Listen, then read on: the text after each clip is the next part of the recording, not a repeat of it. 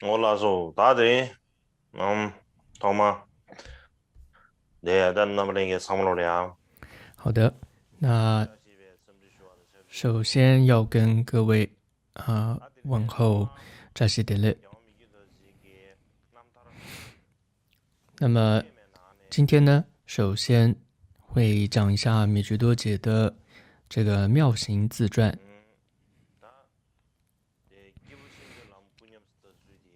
那么这个里面的实践上士道之法这个部分，在这个部分呢，实践上士道之法又有3个部分。那这里投影出来给大家看一下。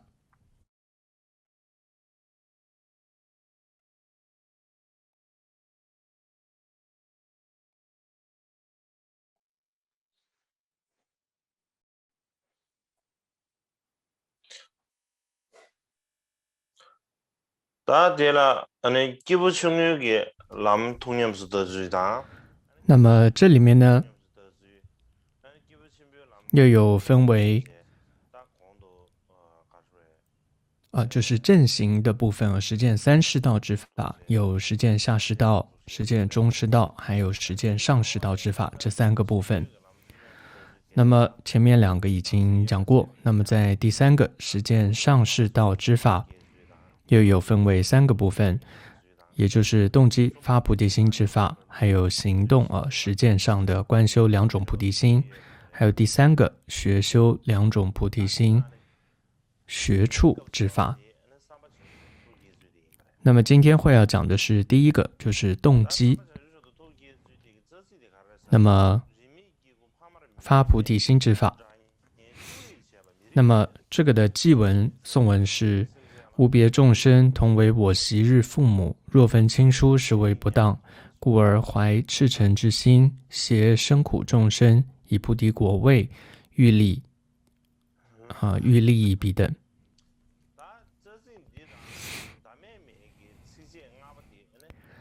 那么这个颂文和无比自赞当中的第5个颂文呢是有关联的，所以呢，我想呢也就讲解一下这个第5个颂文。那么这个颂文提到的是如何行持慈心等布施波罗蜜，还有如何行持不贪着等精进波罗蜜。那么这是按照了夏玛昆丘严腊的科判。那么这个颂文是：慈心大悲永不离，出离之心甚清净，久眷苦因而审谛，似无常者我其请。那么一般来说，这个颂文我们在之前讲到前行去入佛法之门的时候，有配合升起出离心的这个方式已经讲过了。但是呢，如果依据第5世夏玛的科判，还有包乌祖拉陈瓦从贤者喜宴当中所说的讲说修炼大乘自信菩提心之法这样的说法来看，那么这个颂文，所以我们把它放到大乘的时候，就无比自赞的这第5个颂文让它把它放在大乘的时候来讲说呢，也是比较合适的。所以今天在这里呢，就这样子再讲解一次这个部分。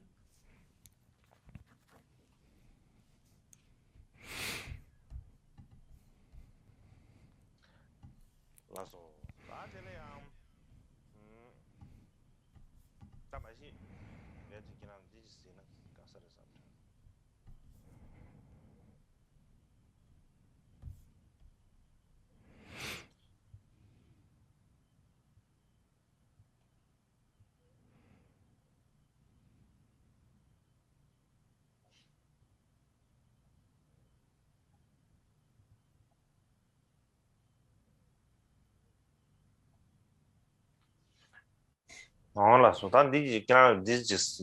시기시기래 응애지 드셔 자가시나. 다들이야. 경험이 유도지기나. 那么从米觉多杰的学习传记之教本这个著作当中，我们来看和这一段相关的一些内容，就是米居多杰他对于弟子们的开示是什么呢？那么就不一字一句按照这里面的来说了，大意就是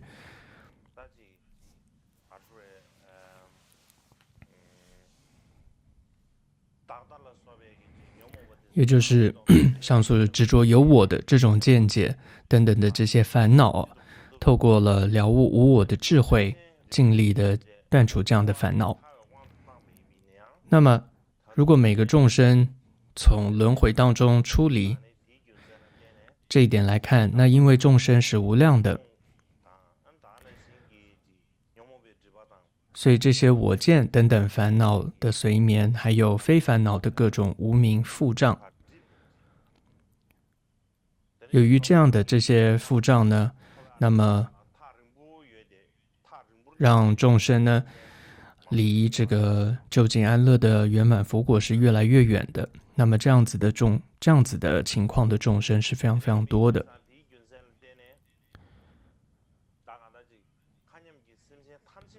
所以尽虚空一切的众生，我们要帮助他们都成就佛果。仅仅是一两个众生成佛，这是不够的，那是我们要发愿是利益一切的众生。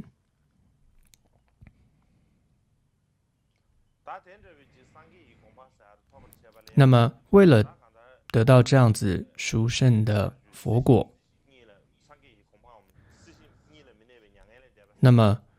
那因为佛果它是不住于轮孽任何一边的，所以我们不仅仅是要具备处理轮回的出离心，而且呢也不落入到像是声闻阿罗汉二乘的涅槃的这种果位。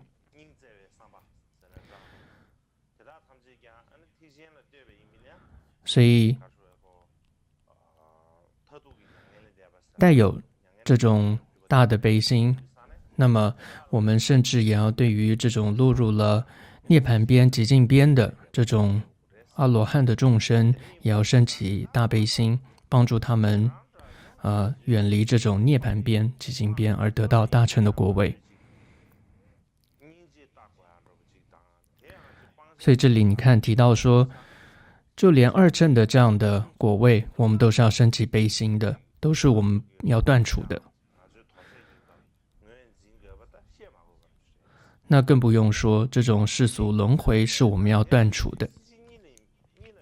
所以总之呢，不落入涅槃，也不落入轮回的二边的这种真实的这样子的一种了悟具备的话，那么像是现在很多有名的人，或者说具有财富的人，不管是有大的名声，是大喇嘛的名声，或者大人物的名声等等，你对于他们是完全不会再有任何我也想变得跟他们一样，这种要得到那样的名声的这种心是没有的。那像当一些大师他们很多时候佛心事业很广大，或者说变得很有名的时候，我们也不会升起嫉妒的心。不然米居多杰这里就提到，现在很多人呢会自称说我已经不落入轮回，不入涅槃，但是实际上他们的内心是怎么想的呢？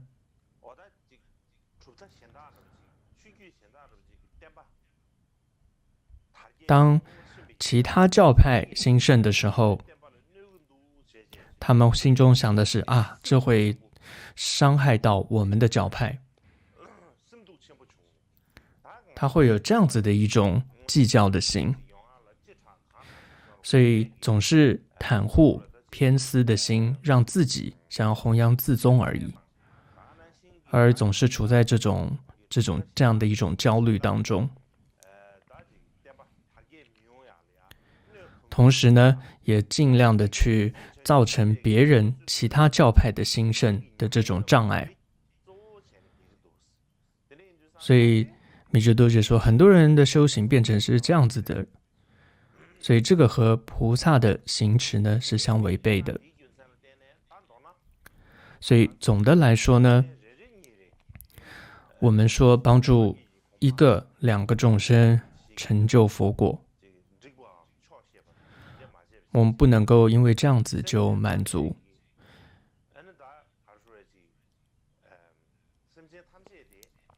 而是要想着如何利益所有的众生啊，那是每一个生命都能够得到圆满的佛果。不仅是这样子想，而且呢，你也尽己力的这样去做，甚至尽力的不顾自己，舍弃自己的努力的尽力利他哦。那么，如果这样做到的话，你才算是这里说升起了菩提心。所以这时候你看，升起菩提心，它不就只是嘴上说说而已，而是真正的以行动去实践菩提心。总之呢，这部分明天会再详细的做讲解。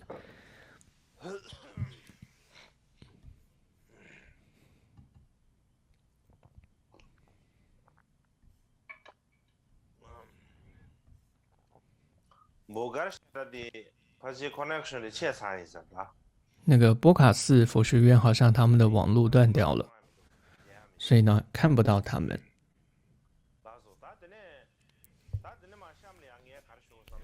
好的，接下来我想说一下，就是之前上一堂课有讲到第四世噶玛巴若佩多杰，他初建立这个噶千大营的相关的历史，同时当时也简略的提到了噶千的主要的一个所依这是一个佛像，叫犍陀拉这个佛像。那么今天呢，我会想要说一下这个所依犍陀拉它的源流来源，还有它的样子、它的形象，还有在噶千大营被摧毁了之后，那这个所依它的下落是什么？所以想要针对这些部分做一个补充。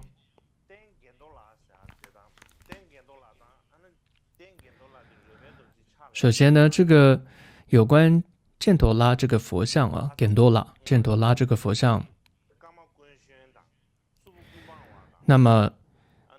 有最初它是怎么样被供养给若贝多杰等等的内容在同时期所撰写的一些著作，像是噶玛什努当时的人有噶玛什努、楚波棍邦王、沙玛卡彻王伯等人所写的传记，还有像切巴嘎居的弘史，也就是当时那个法王前往中国的时候写的这样一个弘史等等。总之，在这一些同时期，就若佩多杰同时期的这些大师们的著作当中呢，连这个犍陀拉这个名称这样的字眼都没有出现过。那么我现在呢见到的有关犍陀拉这个佛像最早的一个文献呢，是由国师巴就敦珠撰写的一个第七世法王的传记，这当中有写到，但这就只是目前我看到的，也不一定是这样。但是这里面有写到一句话，上一堂课有提到，再说一次历代转世之持黑宝冠者，第六尊佛狮子吼佛化身之殊胜殊妙胜心意所依犍陀拉，有这样提到。所以从国师的这个著作这段描述来看，可以推知说，这个犍陀拉佛像至少历经了几世的噶玛巴。但是呢，为什么在法王若贝多杰像上面他的这些亲传弟子们的那些著作当中，对于这么重要的一个犍陀拉，竟然是这个可以说只字未提呢？但毕竟这是发生在几百年前的事情，至少有600年吧。所以我现在也没有办法说得很清楚，给一个清楚的答案。但是我猜想哦，这可能呢和从一开始哦，若贝多杰他是如何得到这尊佛像有关，可能要从那个时候开始去看。所以在上一堂课中有提到哦，就最近有拿到一个古老的一部经典，它是第五世夏玛巴昆楚衍拉撰写的《噶千索伊犍陀拉目录》。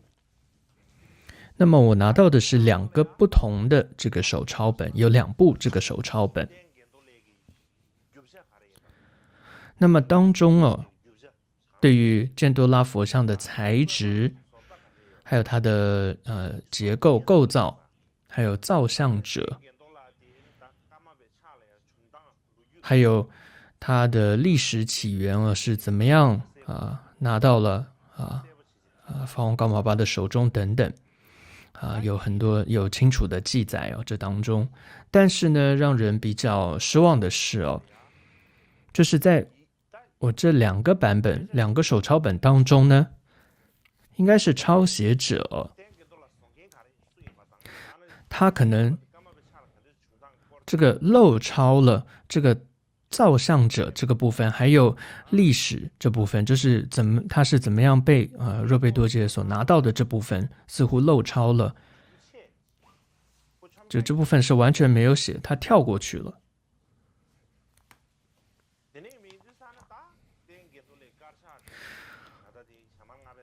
所以我想，这个第五世夏玛的这个所撰写这个目录在直到拿到第3个版本之前吧。那么我们对于这里漏抄的就是造像者的部分，还有历史的源流这部分可能是没有办法知道的。那个抄写的人现在是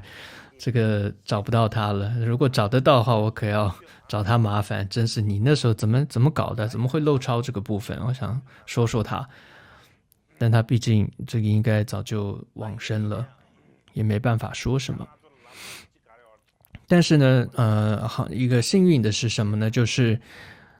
噶玛寺的堪布仁钦达杰，他撰写了一个叫《噶玛寺志》。这里面呢，对于这个索伊尔甘多拉这个佛像写的蛮清楚，有一段蛮清楚的描述。那么这里也就不一逐字念这大意是说，就是这个噶玛寺是噶玛巴西他的这个是他的侄子，还有他的侄子的侄子，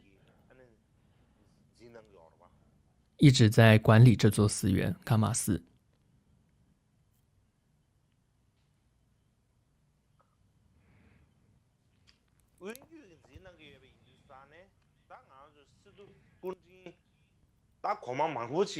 也因此呢，过去历代的几代的大司徒仁波切，大部分也都是噶玛巴西的他的亲人都是他的侄子，所以过去有蛮多的这个司徒都是管理这个噶玛寺。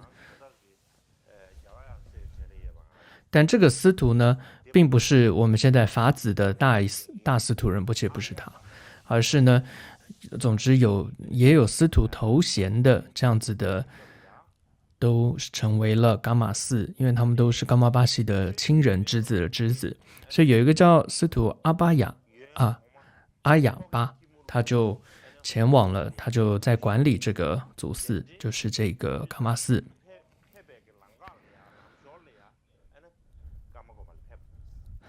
那么当时呢，他是跟随这个法王若贝多杰受到这个妥欢帖路儿这个皇帝迎请至蒙古的路程中就来到了这个噶玛寺。那么当时呢，这个伽马寺的，就是它的伽马寺当中，还有整个山上哦，都是这些在做这个六法的闭关的修行人。那么之后呢，噶玛巴若佩多杰呢就继续前往这个中国，但是这位司徒呢，他呢就留在了噶玛寺啊，然后在附近呢一个地方进行闭关。当时呢就有这个有7个瑜伽士哦来了。那当时这个藏人一听到说是这种 yogi， 就是瑜伽士的时候，都会笑他们，因为他们长相就是鼻子尖尖的这个样子。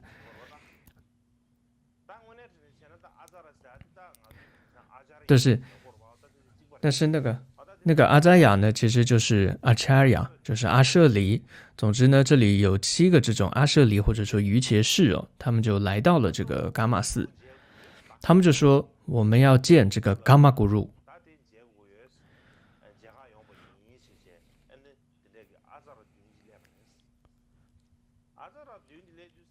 那这样7个这个瑜伽士呢来了，但是呢，噶玛巴呢已经到了中国去了。那么司徒阿亚巴呢还在闭关。那这7个人就碰到了反正一个侍者，这个侍者就跟他们说：“哦，噶玛古鲁呢到中国去了。”那阿扎尔就说：“那可不可以见到某位上师呢？某位喇嘛呢？你们的古鲁，你们有没有某位古鲁我们可以见呢？”他就说：“哦，我们的古鲁正在闭关。”两个侍者就说：“他正在闭关，所以你们等一下哦，我可以去请示一下上师，看可不可以见。”这时候，这瑜伽士们就说：“啊，不用请示了。”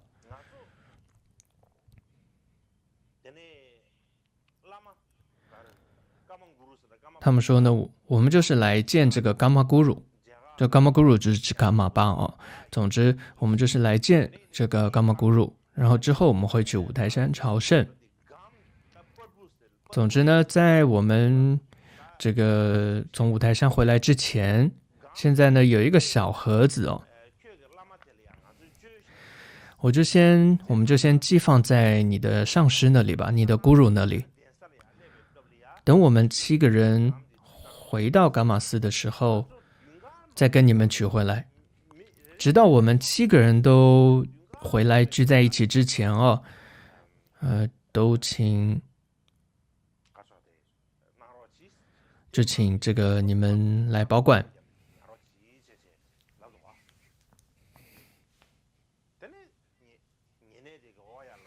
那这个侍者就说：“好的，好的。”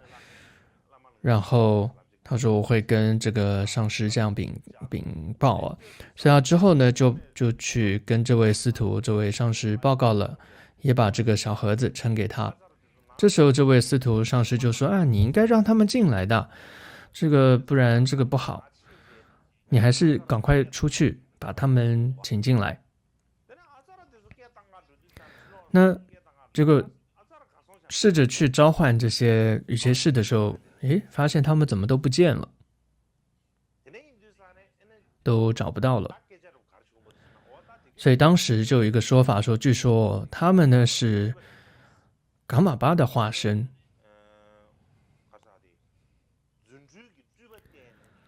那么以噶玛巴呢以神通这样变换出这样的化身，前往这个道乌一个叫水晶洞哦，开启了一个秘密宝藏，然后将这个坚多拉佛像迎了回来。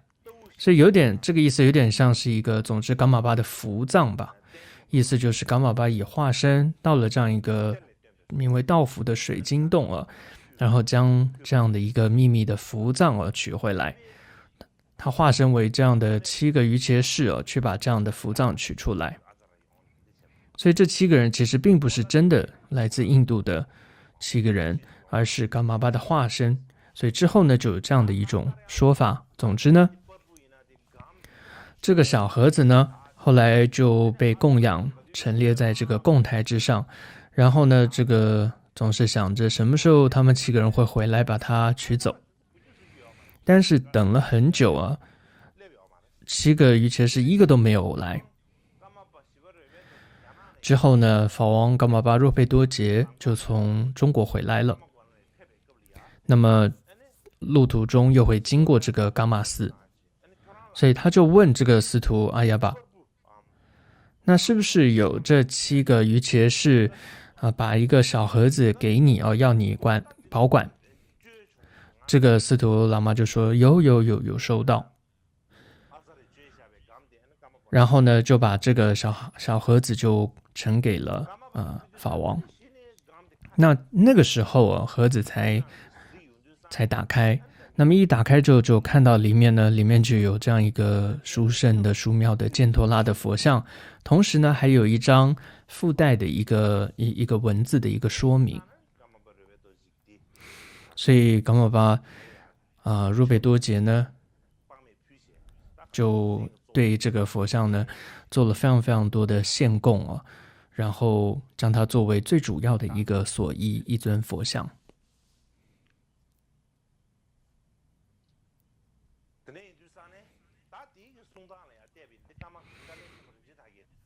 所以从这个噶玛寺的堪布他在噶玛寺的这个寺志当中这样子有这段描述。所以你看，从这段文字来看，这尊佛像好像和我们原本以为想的不同，它并没有直接被供养给法王若贝多杰的手上而是法王若贝多杰离开噶玛寺前往中国之后，这个7个于伽士才到了噶玛寺，然后透过了某位侍者，把这个犍多拉交到了司徒阿亚巴这位上师的手中保管。但是大家也不敢把这个盒子打开嘛，因为大家都想说他们7个人还会回来嘛，所以都一直没有打开。所以是等到若贝多杰从中国回来之后，那么不知是噶玛巴他的神通还是本来那7个人就是他的化身嘛，所以他一到了，他竟然就问他们说有没有收到于伽士托管的盒子总之那时候盒子才被打开，才看到里面有这样一个犍多拉这样一个佛像，犍陀拉这个佛像。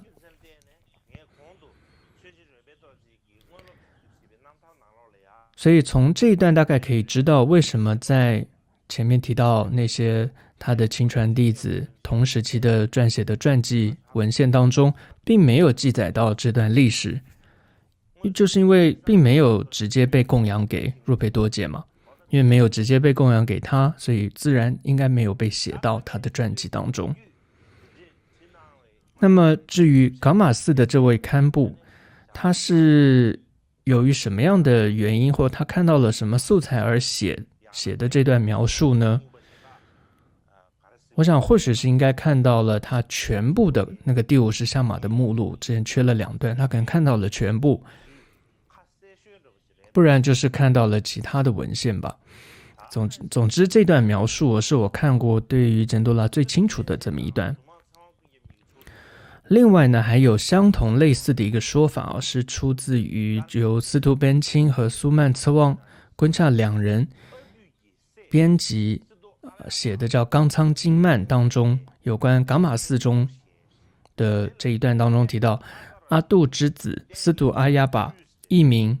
楚城坚赞，在祖庭名为窟的地方接受了7位于伽士供养所依犍陀拉。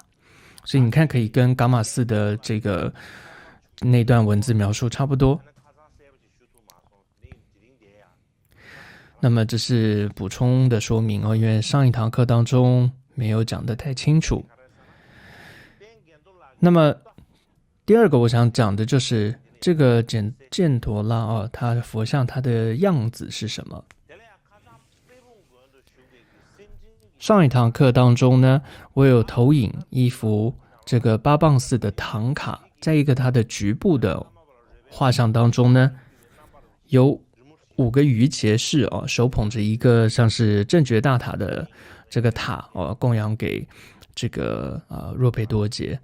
大家还记得吗？那我再给大家看一下这个投影。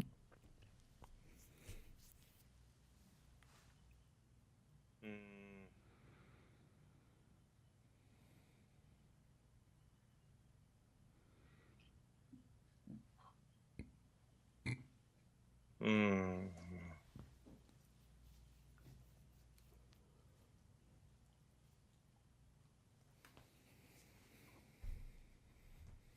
내도这场的卡上的应该是随便能讲出听个来什么程度？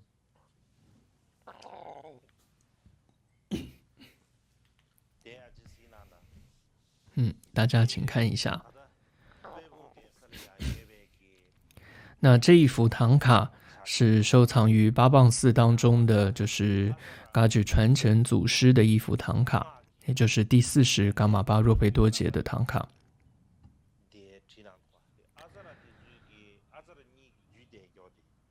那么你可以看到前面2位印度人呢，手捧着的是一个像是菩提迦叶的那个正觉大塔的这样的一个样子的一个东西。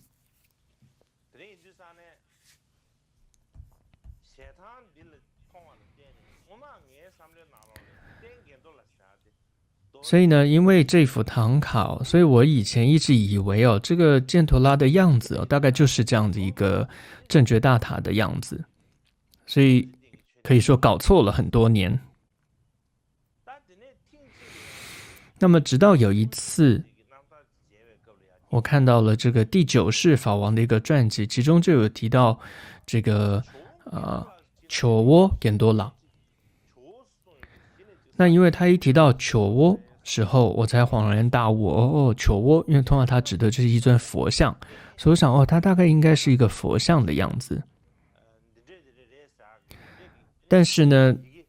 当时因为我手边也没有更多关于这个겐多拉是什么样子的这些清楚的一些文献所以也并不是很确定。但是接着我也一直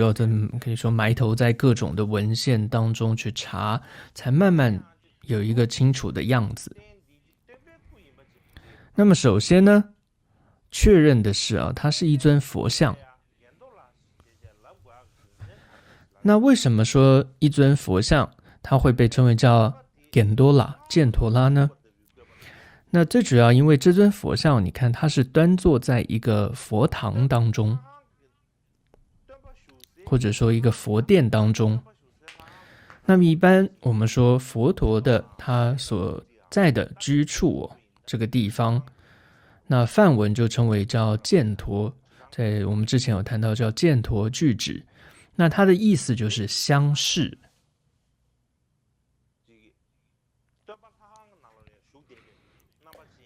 所以或许这种类型就是一个佛像坐在这样一个相视，在一个这样的居处当中的这样的形象，就可以多被称为叫犍陀。还有在国师扎西巴鸠撰写的第7世法王传记中也提到，这个糗窝犍陀拉佛像的材质呢，是由菩提树所成。再来香饰上，就是香饰后面的香饰的这个雕刻上呢，有佛陀的各种事迹的图案。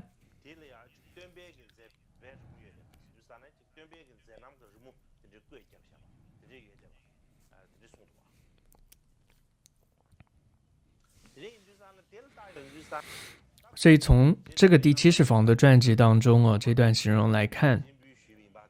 还记得在上一堂课有给看到这个投影，就这一幅这个是收藏在隆德寺当中的这个佛像，你会看到跟第7世法王上面那个传记所描述的文字基本上是一样的，就是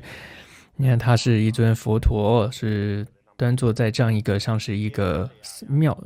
大殿中香室当中，然后香室的雕刻，那个房子周围上又有佛陀的这些事迹的各种的图案。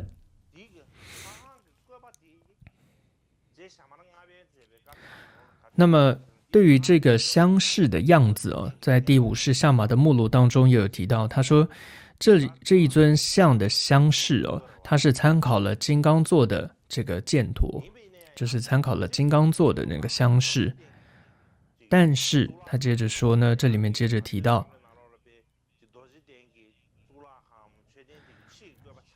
它不是我们所想象的哦，整个应该金刚座的剑陀就是那个我们一般说正觉大塔那个样子哦，上面还有塔尖啊这样子，但其实它不是整个外在的这样一种全貌，而是呢，它只是截取了从门口朝内去谒见看这个佛像的这个局部的样子而已。所以并没有上面的塔尖啊，其他的那一些的形象。总之呢，这里有提到球窝点多拉，那么这个球窝或者球摸是在可以说古代的西藏来说就用的一种称呼哦，是藏人呢对于他们心中可以说皈依的这些佛菩萨或者圣者的一种敬称，或者说一种爱称，就像是对于拉萨大昭寺还有小昭寺当中的两尊佛像呢，会称它为球夏亚或者说球窝一样。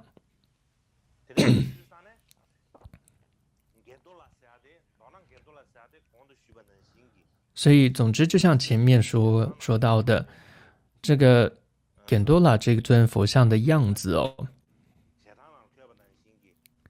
那并不是像这一幅唐卡当中所画的那样正觉大塔的样子，而是什么呢？而是中间是有一尊佛像的，然后周围呢还有这个香室就是这个佛的居处的这个殿堂的这样一个浮雕，还有这些图案的样子。所以这个就是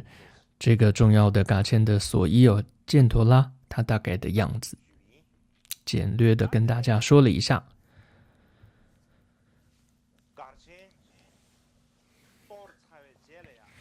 那么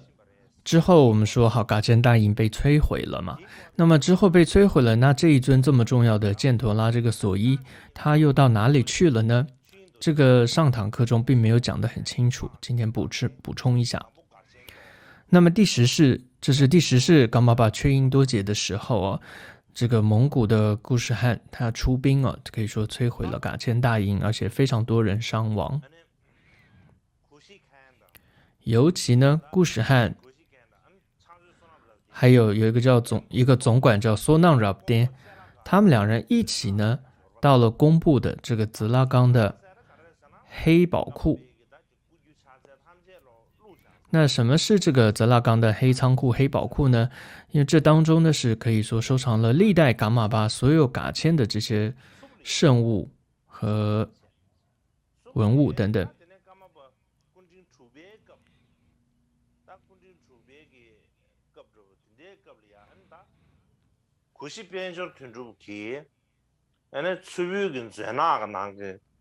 那么本来这些圣物是保存在楚布寺，但是在第6世的时候，由一位国师加长仁波切，他把这一切都搬到了工部泽拉康，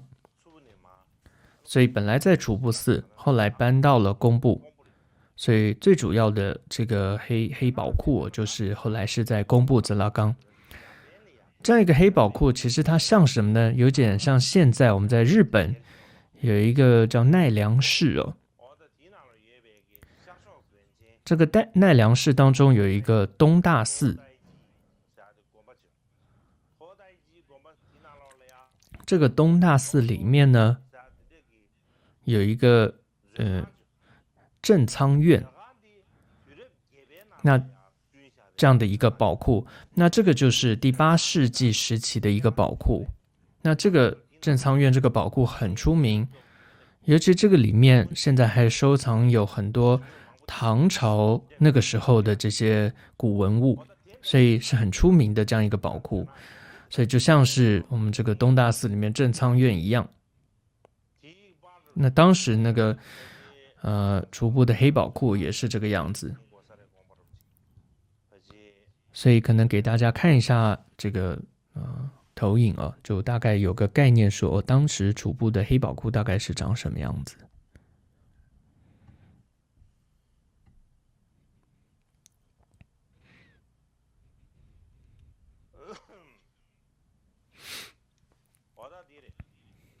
这个就是东大寺里面的这个宝库。那么看起来好像是很普通的一个房子，但是里面收藏了非常多重要的成千上万的、上千件的这样子的文物。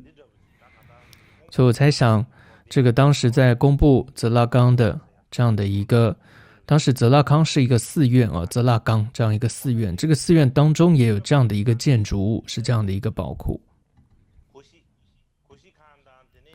总之呢，当时呢，这个顾世汉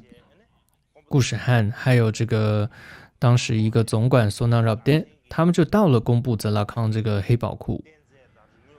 然后将当中所有的可以说嘎谦的这些圣物和文物都洗劫一空。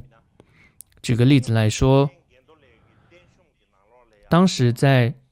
犍多拉这样一个佛像的贡品当中有这些由明永乐皇帝供养给德兴谢巴的由沉香木雕刻成的叫做实地的一个贡品。那后来这个实地贡品就被抢走带往这个哲蚌寺，然后其中呢10个嘛，其中有4大天王还有这个和尚啊，结果一不小心就掉到了这个江中，所以就缺了这几尊。但是呢，这一系列实地贡品当中的其他几尊呢，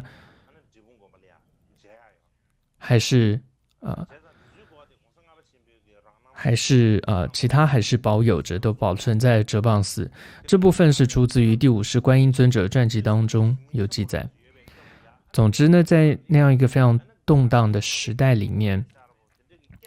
这个犍陀拉又是噶谦大英中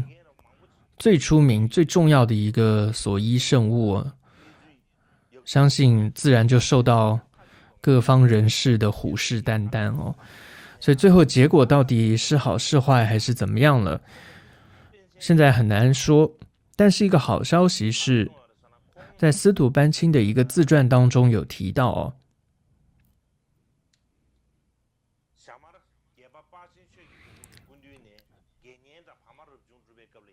他为了这个第8世沙玛巴却给敦珠传授居士戒和半出家戒时，那么他就在一个叫嘎耶玛的这样一个地方呢，传授戒。那么就在这个房间的寝室内室呢，有一个噶谦的主要所依，由菩提树制成的教主圣像，具有圣境。工巧工艺卓越，有龙树菩萨亲制的圣物等等。所以由这段这个司徒班谦自传当中的描述，我可以看到说，当时这个楚布寺当中还有这个犍陀拉的这个圣物还在。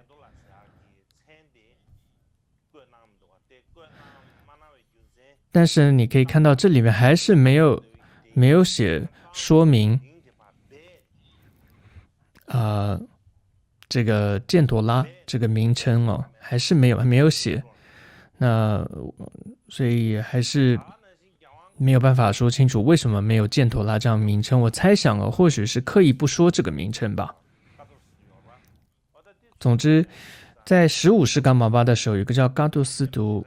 智吉贾措，他莅临到楚布寺他就去参观了寺院，他就写下了一段文字，说有这个第2、第3、第4。总之他写了一段他见到什么圣物里面当中的2、3、4是跟犍多拉有关。第2个里面写说，圣龙树亲制之菩提树材质的3世佛，其下面有7佛和2尊愤怒尊，那么是由4倍护法的化身于伽士供养给第4世若佩多杰，有这样一段话。接着他写下第3个圣物，他看到是什么呢？是圣龙树呢亲制的一个也是一尊圣像。然后再来第4个也是龙树菩萨亲制的一个，可以说是一个佛陀的报身像，头上还有这个五方佛的这样的装饰哦。然后后面呢，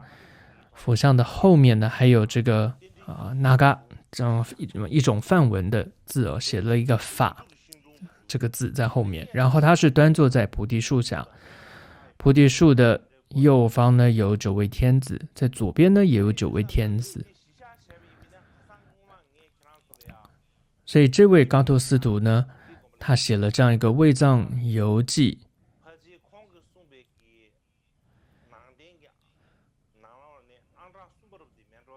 那所以我在想，依照这一段文字来看，龙德寺存的那尊佛像，之前给大家看那个投影，应该就是这里所指的第3个这个圣物，指的就是那个犍陀罗。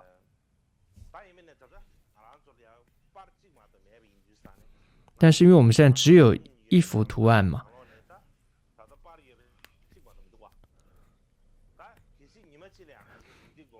就是只有那一幅照片，但是这里你看到有3个条目都跟他说的很像，所以总之也还没办法说清楚。总之呢，我想未来哪一天，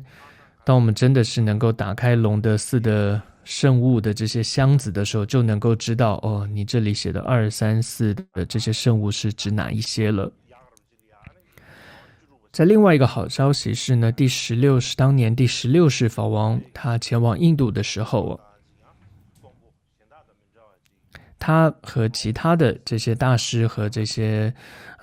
大人物不太一样的地方是，他似乎好像能够预知未来会发生什么事一样啊。所以他离开这个西藏的时候，他把所有的这些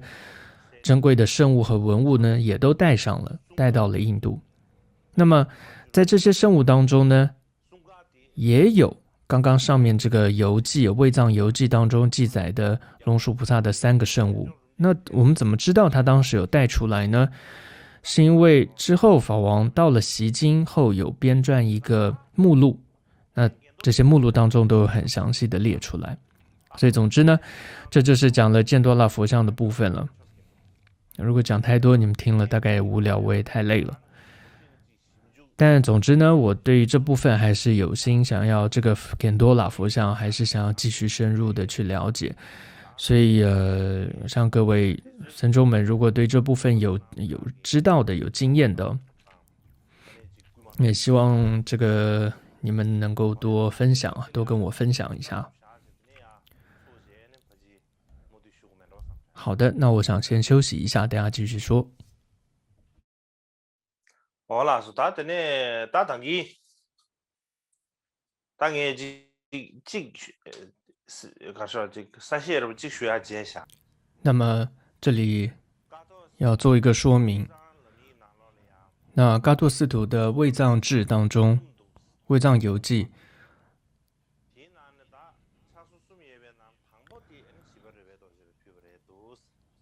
提到有3个东西哦。第一个呢是供养给若贝多杰，后面其他2个有没有供养是没有说清楚、写清楚。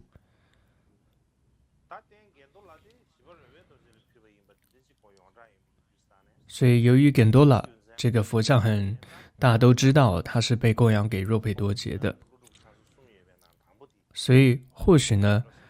是他写的3个龙树菩萨所亲做的圣物当中的应该是第一个。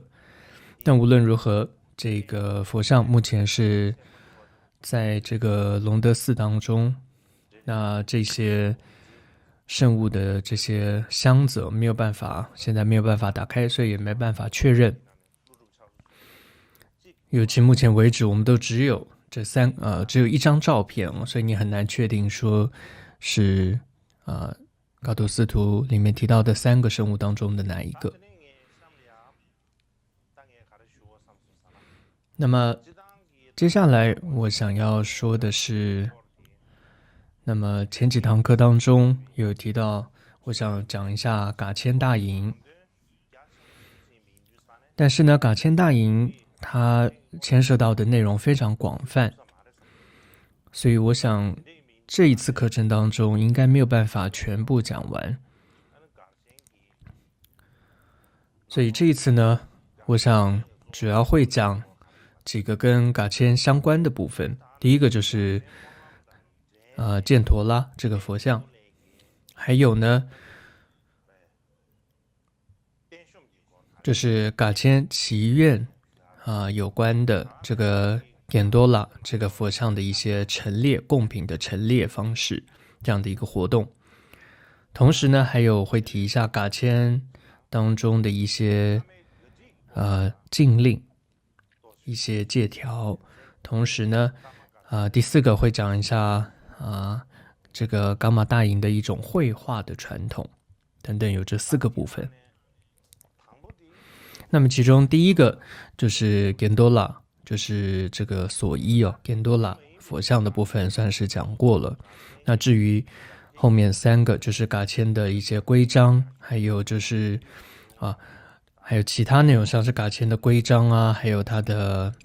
发展的一些过程，还有它的规模，还有噶千大营它的人数。那之后，然后同时这个大营曾经迁徙过到什么样的地方等等，还有噶千相关的一些文化文物等等，我想这可能是明年再讲了。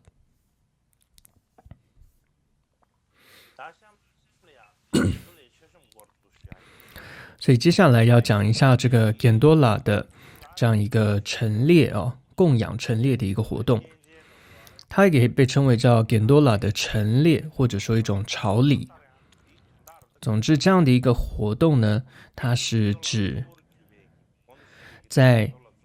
前面我们刚刚谈那么多的以这个犍多拉这个佛像为主的，还有很多噶千中的各种重要的所依这些圣物，在这些圣物之前呢，会陈列广大的贡品，同时呢，会由法王噶玛巴或者是由法子当中的其中一位，会对大众开示介绍这些所依圣物，而且开放大众来朝礼谒见这些圣物，是这样的一种活动。那这种这样子的一个陈列供养的或一种谒见的一个活动呢，是从什么时候开始的？目前没有并不是很清楚。但是呢，在第7世噶玛巴却扎嘉措的时候，当时的一些文献就有提到，当时就有这样一个开放大众去谒见这样一个广大陈列贡品的这样一种活动。那么在包租拉称瓦的贤者喜宴当中怎么记载呢？大意是说就是第7世法王他制定的，他撰写了祈愿20支，那么会是在佛教的4大节日，像是转法轮的或者是天降日等等这样的4大节日，那时候会念诵那么尤其呢是在藏历1月的神变月的1日到15日，那么会将噶千大营当中非常多的那些所依圣物呢，都会把它陈列出来，然后在这些圣物之前会供养，准备布置各种的供养，各种的这种各种的玉的这些容器有各色的各种颜色的玉的容器，还有各种的红色的、褐色的、黄色的这种黄金，甚至呢也会将各种的银制的容器，还有呢这个各种的景泰蓝的这种制成的这种供器，都会把它总之上面会首先放着是各种的圣物那种所依，然后在下面呢就会刚刚提到的这些各种的珍宝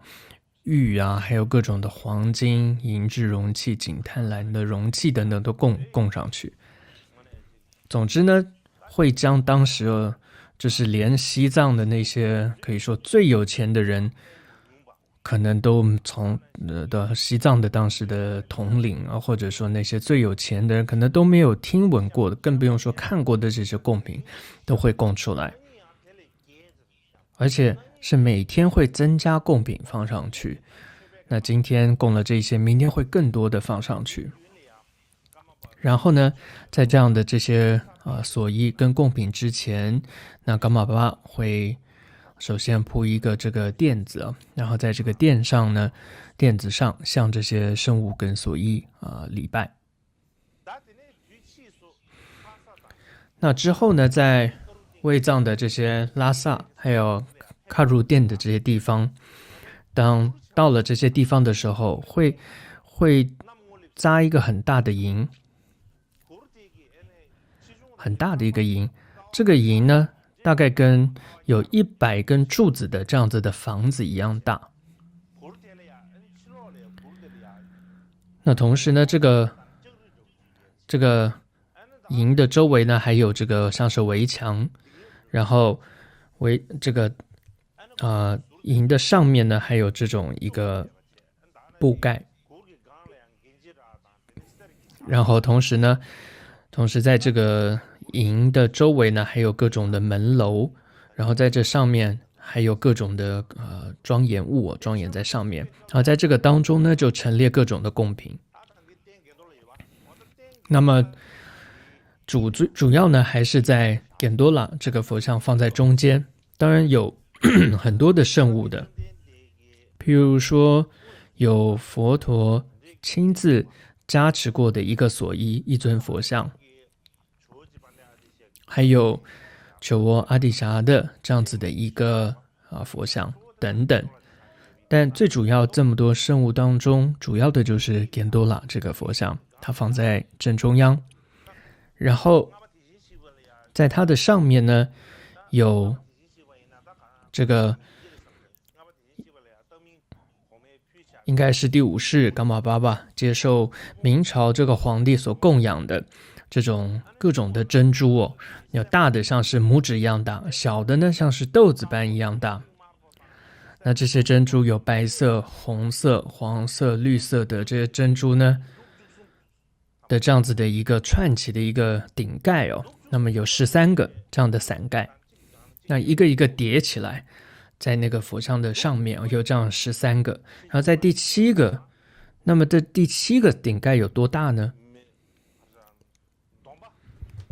那么它是就是2个半旬，就是1旬就是2只手被张开的这样的一个长度，所以有这样的2个半这样的长度。所以如果中间第7层就这么大的话，那下面的可是更大的。所以总之呢，它是这样一个珍珠串成的顶盖伞盖，然后在佛像的上下左右还有各种的这种垫子然后像佛像的后面有这种珍珠串起的垫子，然后还有这个翻盖这样子的华盖等等。那么在当时呢，当时卫藏的这个领主也就是藏巴的第4藏巴，所以他们来看到这样的景象都吓一跳。他们可是可以说当时的藏王嘛，他们觉得甚至是不是到了天界这么多殊胜的不可思议的这些贡品他们都非常的惊讶。还有一个叫 Mentang Jamyamba， 它应该是这种医药绘画的始祖那就连这些绘画者这些画师，他们也都很惊讶，他们想说这是不是一个梦还是到了这个多闻天子的这个宫殿当中了。所以对于这样的这些能够常常做各种绘画的这些人呢，他都没有办法相信有这么多的供养。那么这样子的一个布置，它有广跟略2种。那么广的布置，就像刚刚谈到的，会将这个中国皇帝供养的这些16罗汉等等，这些都会供起来。那平常这些是放在黑宝库当中，但这个活动的时候都会引请出来供起来。然而刚刚谈到的这些13个、十几个这个伞盖啊，它还不是那些真的最广的，它只是一个最简略的一个布置哦。所以你可以看到简略的这样的布置都这么的广大了，那真正的最广的这样子的一种陈列的一个活动的话，那可是难以想象的。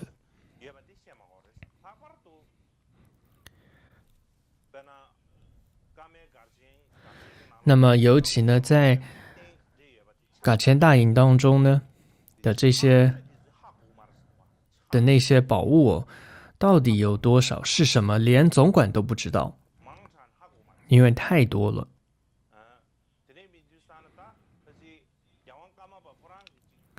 那么或许除了噶玛巴的神通力之外，其他人就像总管他都没有办法知道，他必须要看那些记录才知道说有些什么东西所以在这个贤者习言当中都有这样记载。那么在这样一个典多拉佛像的一个陈列供养的活动当中哦，都会需要这个箱子嘛，因为噶钱大营到处迁徙哦，东西都会放到这些箱子里，然后搬运嘛。那么当时在德兴谢巴的时候，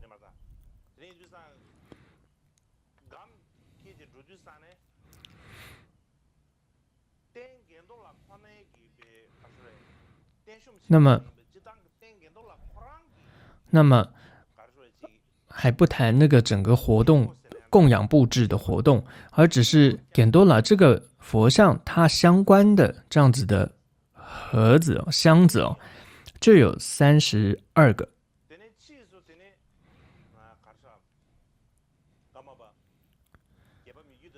那么之后到了第8世噶玛巴的时候又缩减，那么就变成16个，在最后呢就只剩下这个7、8箱。所以这个呢就是典多拉的供养陈列的一个供养的活动。那么说太多你可能也没有画面所以这里我请人呢画了一下。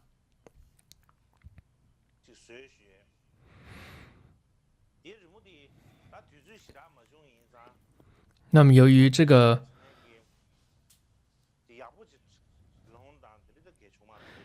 因为时间并不够，所以没有办法画得很好，所以就只是一个样子而已。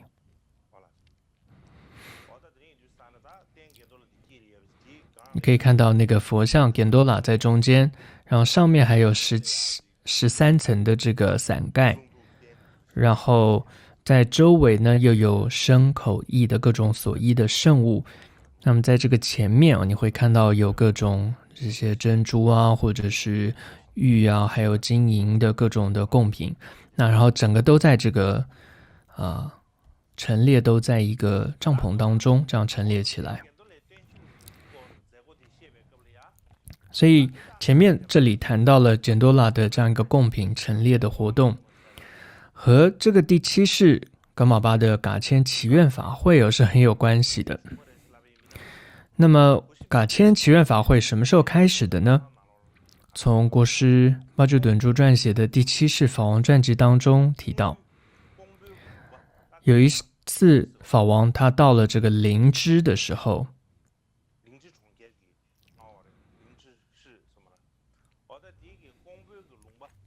到这个它是属于工部地区的这个灵芝市，在这里有个叫桑扑这个地方的时候，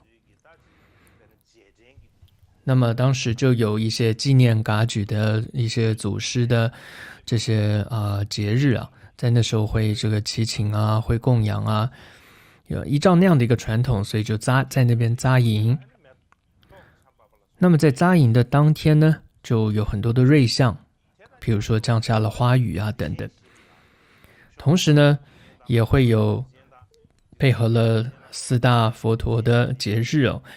说转法轮天葬日等等，然后也会举行这样的供养，念诵七支供养文、祈愿文、大吉祥文等等。所以这些传统啊，在四大节日念诵的传统是在藏历9月15日开始的。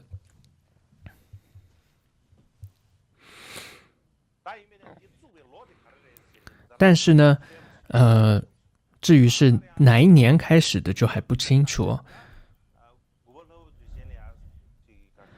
但是总之呢，是在藏历9月的天降日那个时候开始的。那时候又是天降日，又是佛陀的这样一个节日哦。在这样一个吉祥日呢，就开始了这样子的嘎谦祈愿。所以因此呢，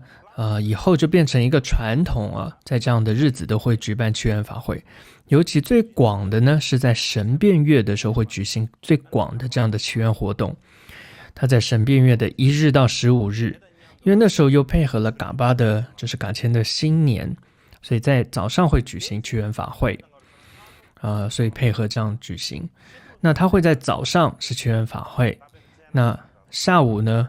就是有各种的歌舞表演，各种的活动。在国师撰写的那个传记当中，有这样一段记载，他说，因为首先会举办祈愿法会嘛，那么在祈愿法会之后，才会之后有国师歌舞表演的这种传统是之后才建立起来的。他就提到说，当时到了我汤跟达瓦汤这个地方，法王到了这个地方，然后在佛教的一个节日举行了祈愿法会。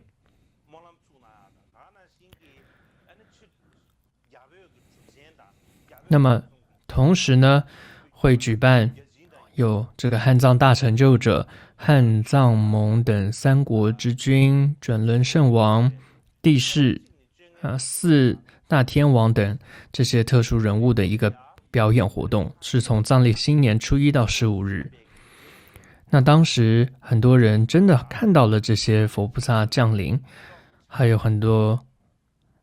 在看到的同时又有降下花雨的各种瑞相。还有公布地区呢是没有秃鹰的，但是也会看到那时候有秃鹰在天空盘旋哦，所以当时有很多的这些瑞相出现。同样在贤者喜宴当中也提到说，祈愿20支的仪轨最早就是在公布，就是桑布，就是林芝县这个地方开始的。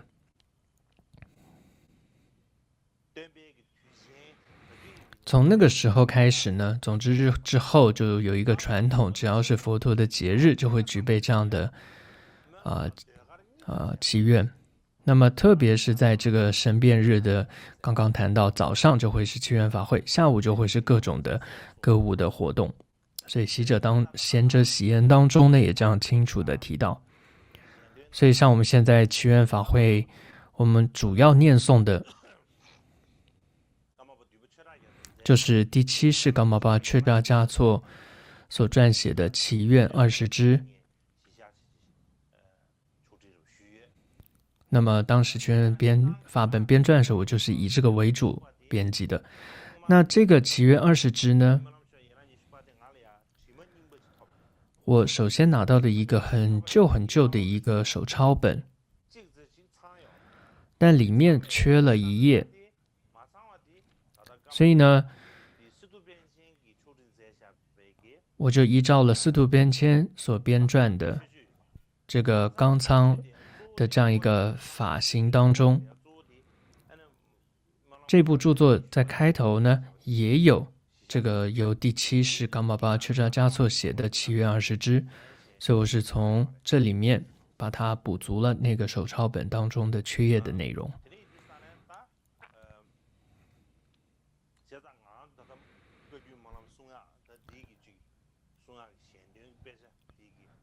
所以我们现在在念诵的祈愿法会时候念诵的就是第7世噶玛巴撰写的这个祈愿20支。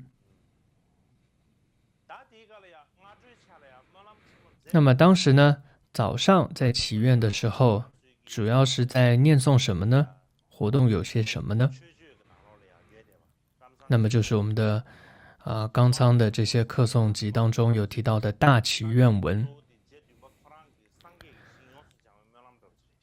那么其中最主要就是第七世法王的亲近一切净国土的一个祈愿文，它完全就是法王他亲自所说出来的。那么当时呢，噶谦的注众呢，也就会去听。当时只有法王一个人念，然后呢，所有噶谦的注众就去听他念诵，然后去见到他。然后下午的时候呢，就会刚刚谈到的有各种的歌舞的活动。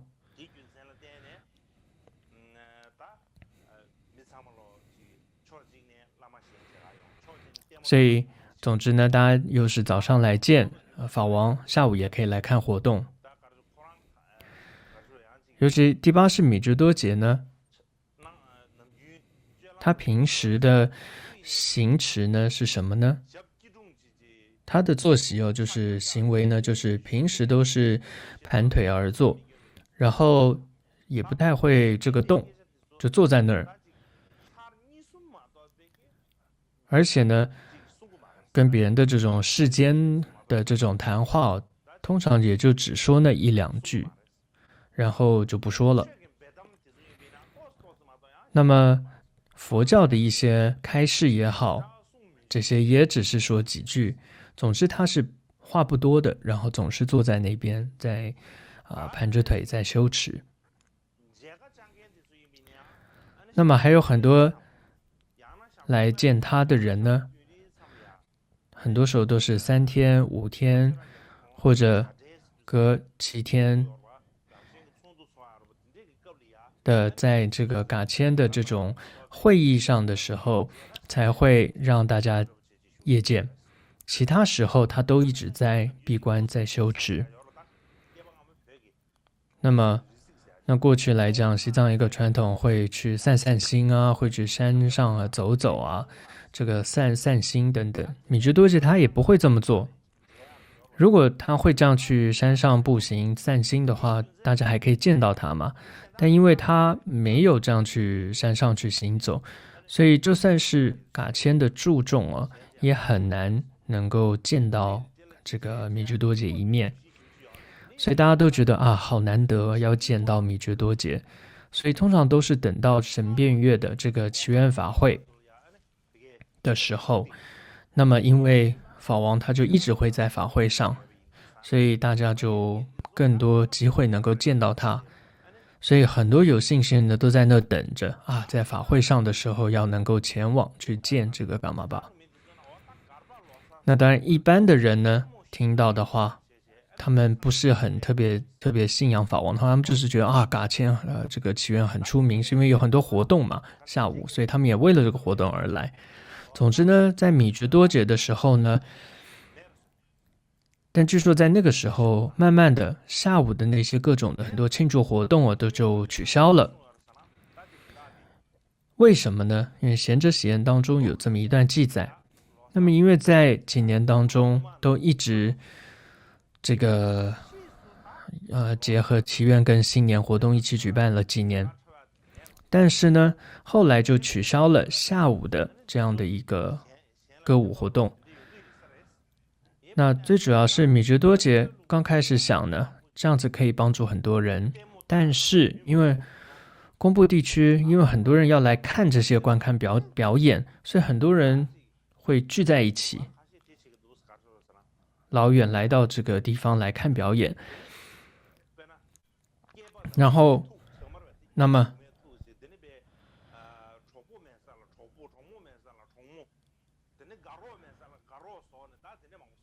呢结果就很多这些人就来交朋友嘛，这男生女生相互交了朋友等等。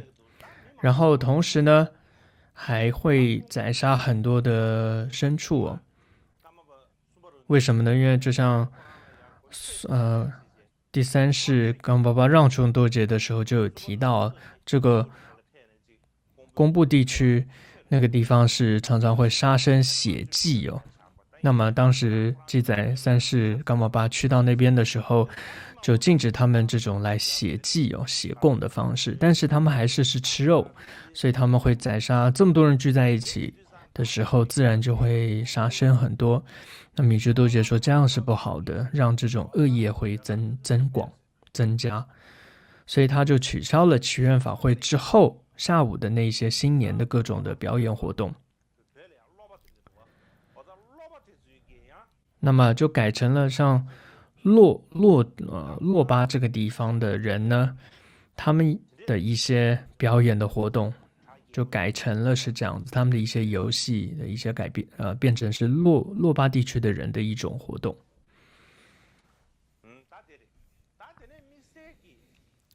那么尤其呢是在第9世噶玛巴旺丘多节的时候，那么这个噶千祈愿法会结束的那一天，从第8世法王开始的传统就会是结束日是在神变月的时候结束。那么所以在最后就主要都是神变月的时候会举办，也就是神变月的1日到15日会举办祈愿法会。开始这个神变祈愿法会最早应该是从宗喀巴大师他在拉萨举办了这样一个神变月的祈愿法会，之后我可能以后有时间我再多讲一下这一段。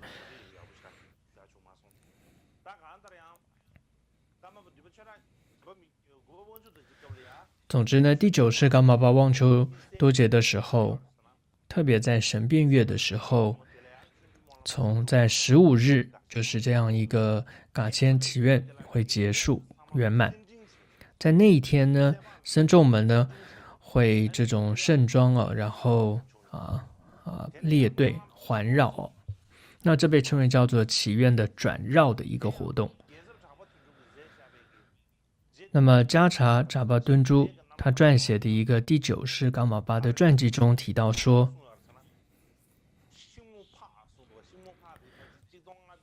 在木珠年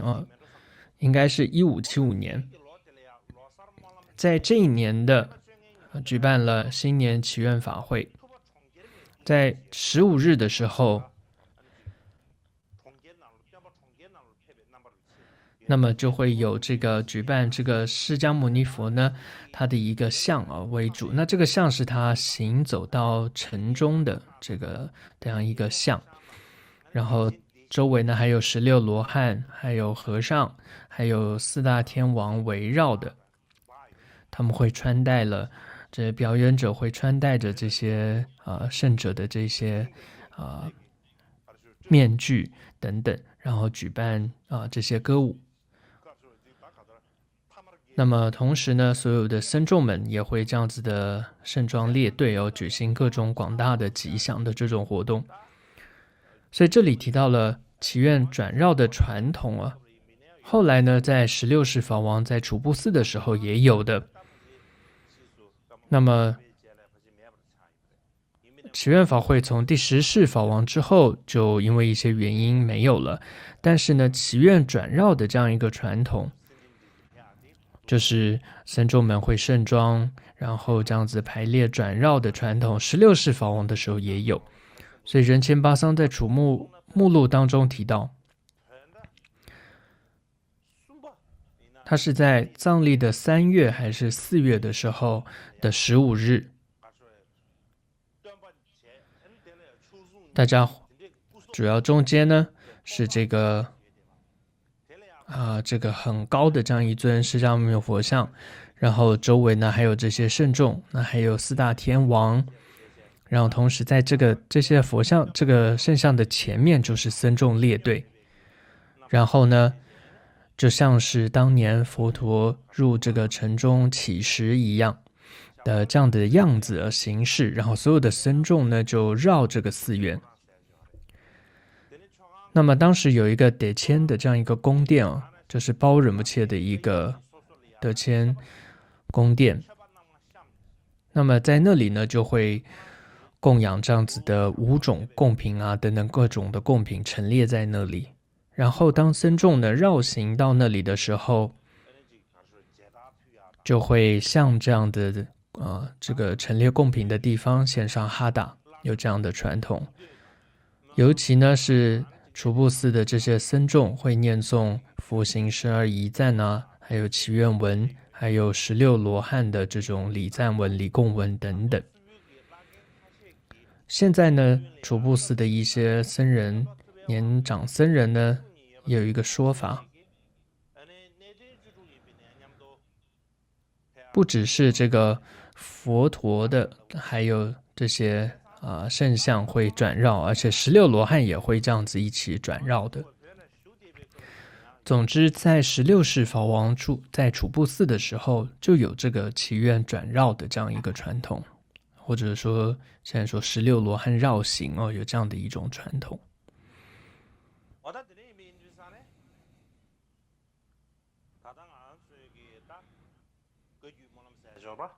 所以我们现在的噶举祈愿法会，那么最主要当时是由就是前一世噶鲁仁波切他创立的，他在这个菩提迦叶开始之后呢，是由这个护主波卡仁波切他延续了这个祈愿的活动。在我来到印度之后，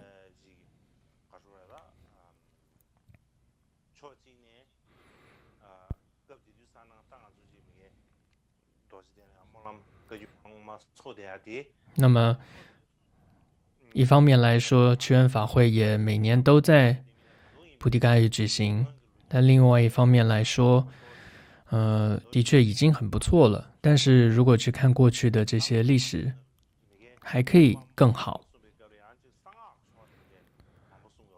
尤其以前好像去印度举行祈愿法会念很多密乘的这些内容，但是很多来菩提迦叶朝圣的人，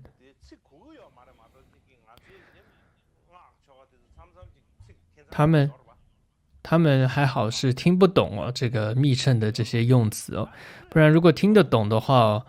这里面密乘很多仪轨的话，会有很多这些吃肉饮血，很多这象征性的词语可能会吓到。总之后来我也做了一些修改，就比较不念，在印度祈愿法会就不念这个密乘的这些内容。主要其实我的用意就是因为护主波卡仁波切圆寂之后，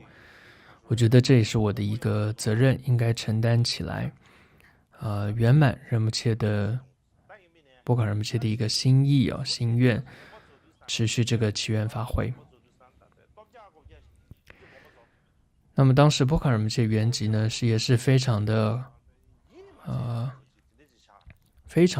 骤然的，让人根本没有办法相信所以当时我一听到波卡仁波切圆寂，当时天嘎仁波切我刚好跟他在一起，所以就有人进来告诉我们波卡仁波切圆寂了。我当时就跟天嘎仁波切这样报告了，天嘎仁波切就说不会吧。天嘎仁波切当时也吓一跳，我自己也不相信。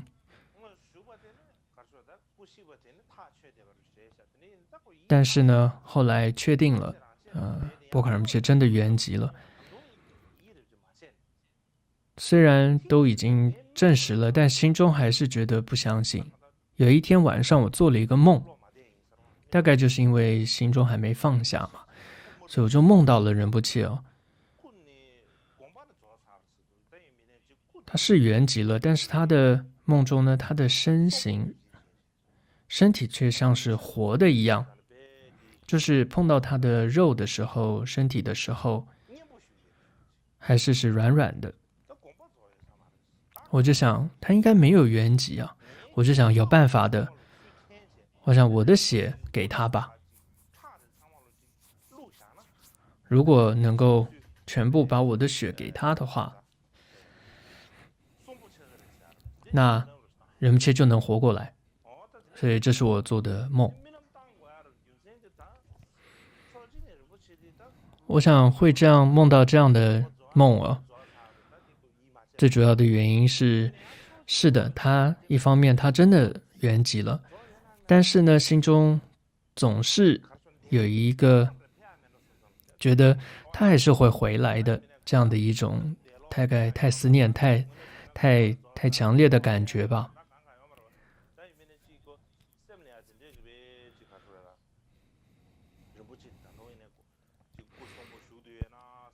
总之，就心中觉得啊，仁波切还活着呀，就算是他圆寂了，那还是会趁愿再来的。就是心中有一种很强的这种心愿，大概是带着这样的一种心愿跟想念，所以做了那样的梦吧。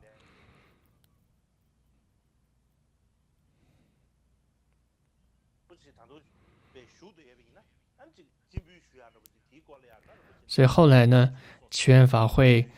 我在这个承担的时候，我心中就一直想，如果哎呀，我在做这样的决定、做这样的规划的时候，能够跟仁波切报告的话，会有多好，他会有多欢喜等等。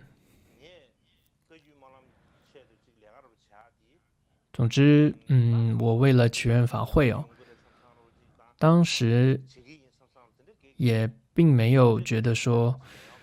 会期待它会变得多好，或者有怎么样多大的一种期待，并没有，而是因为这个仁波切他种下了祈愿的种子，他建立起一个祈愿法会很好的基础，所以我就想，就让这个种子开花结果，或者就让这样的一个基础更加的稳固或盛大吧。那就是这样一个单纯的动机。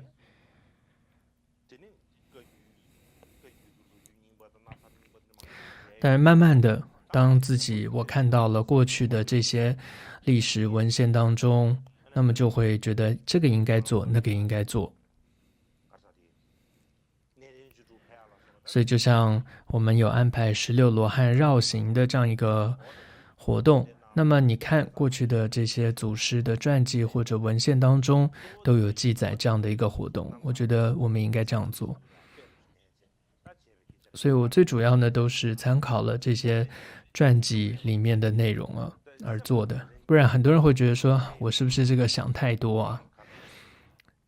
然后是不是自己创造出来的一些过去传统所没有的一些活动。但其实呢，你看到过去噶举祖师的内容的话，我们不需要真的创造出什么新的活动，我们真正应该做的是好好的把过去有的传统把它发扬光大起来。所以这是讲到祈愿法会的时候想附带提到的一些内容。那明天呢，那么因为是讲到了上士夫的内容，所以可能会讲一下噶千大营当中断肉断酒的部分。那我想断酒的部分，这当然各个寺院都是不饮酒的，但是呢，所谓断肉跟吃素的这样一个规矩这样一个禁令，这特别是噶千大营的一个特色。所以我想这在之后课程中会再谈一下。那么现在西藏常常会是在一些特殊的节日，天降日神变日月的时候，大家都会对于要不要吃素有许多的辩论。有的人甚至说，这个吃肉的话会变成这个很不好的，然后或甚至会落入到地狱总之有很多的说法。结果现在变成是蛮大的一个辩论争吵了。但其实我觉得吃素这部分是没什么好吵的一件事不需要变成这个样子。所以我想可能讲一下在下一堂课。其实在之前我们在印度祈愿法会上，我就有一直提到跟说过这个断肉的一些利益跟用意。但当时呢，只是说应该这么做，但是没有特别提到很多后面的一些背景，它的历史的一些目的原因源流，所以明天呢特别讲一下这个佛陀在世的时候是怎么样一个情况，后来到了藏传佛教的时候的这个所谓吃素的情况是什么？不然现在很多人会说，哦，这种吃素传统是中国佛教的，并不是藏传佛教的，有些人会这样子说。那么针对这一些部分，我会针对这些部分讲一下我自己的想法。过去我已经说过这个吃素，提倡了吃素。那么在下一堂课呢，会讲一下吃素背后的一些历史吧。我想今天大概就讲到这里。好的。